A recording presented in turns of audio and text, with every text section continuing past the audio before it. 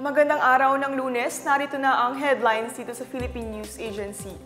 Sa pagdiriwang ngayong araw ng Lunes ng Araw ng Mga Bayani, nanawagan si Pangulong Ferdinand R. Marcos Jr. sa lahat ng mga Pilipino na ipamalas ang kanilang kabayanihan tungo sa pagtataguyod ng isang bagong Pilipinas.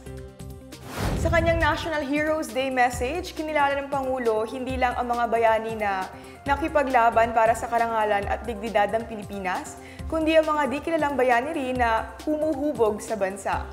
Hinimok rin niya mga Pilipino na alalahanin ang mga bayaning nagdala ng kalayaang tinatamasa ngayon at nanawagan sa kanila na maging mga bayaning matapat, masigasig at mapagmalasakit para sa kanilang mga pamilya at komunidad.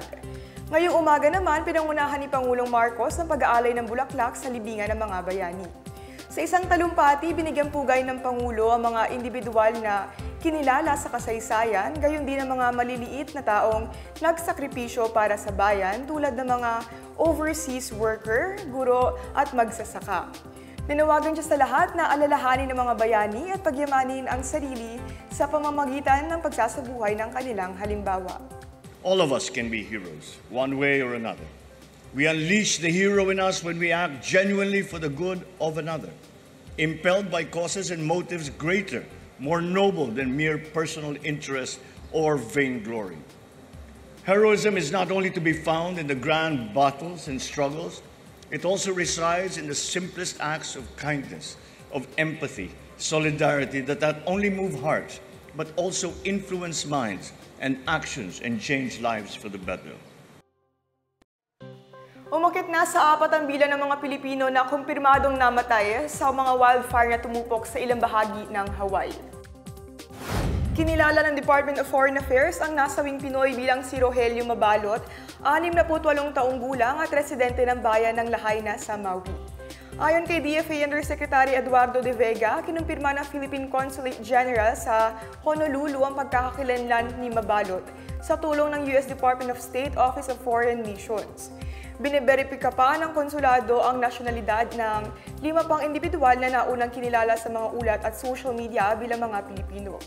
Ayon kay Philippine Consul General in Honolulu, Emilio Fernandez, posible mga Pilipino sila na hindi kumuha ng Philippine passport o naging dual citizen. Sinabihan ng mga kaanak ng mga naturang biktima na tumawag sa konsulado.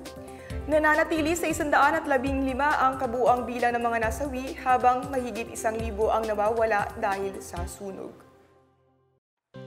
Bumaba ng 6.19% ang bilang ng krimen sa bansa sa unang 8 buwan ng 2023 kumpara sa parehong panahon noong 2022 ayon sa Philippine National Police. Batay sa impormasyon mula sa Crime Research Analysis Center ng Directorate for Investigation and Detective Management, pinakamataas ang naitalang pagbaba ng mga kaso ng carnapping na nasa 31.98%. Bumaba naman ng 15.87 ang mga kaso ng physical injury at sinundan naman ito ng rape na bumaba ng 14.66%. Nakapagtala rin ng pagbaba sa bilang ng mga kaso ng theft, robbery, pagnanakaw ng motorsiklo at pagpatay. Sa isang pahayag, pinasalamatan ni PNP Chief General Benjamin Acorda Jr. ang mga opisyal at mga katuwang sa pagsugpo sa krimen sa ating bansa. Pinasalamatan din niya ang publiko sa patuloy na tiwala nito sa hanay ng kapulisan. Patuloy ang paghina ng bagyong Goring habang tinatahak ang Philippine Sea sa silangang bahagi ng bansa. Huling namataan ng sentro ng bagyo, 245 kilometro silangang hilagang silangan ng Kasiguran, Aurora. Taglay nito ang lakas ng hangin nga abot sa 155 kilometro bawat oras at bugso nga abot sa 170 kilometro bawat oras. Kumikilos ang bagyo pahilaga-hilagang silangan sa bilis na 15 kilometro bawat oras. Nakataas pa rin ang signal number 1 sa Batanes, Babuyan Islands, ilang bahagi ng Cagayan, Aurora, Isabela, Camarines Norte, Camarines Sur at Polillo Islands. Asahan ng panakanak ang pag-ulan sa kanlurang bahagi ng Gitnang Luzon, Timog Luzon at Visayas dahil sa hanging habagat na pinalakas ng bagyong Goring.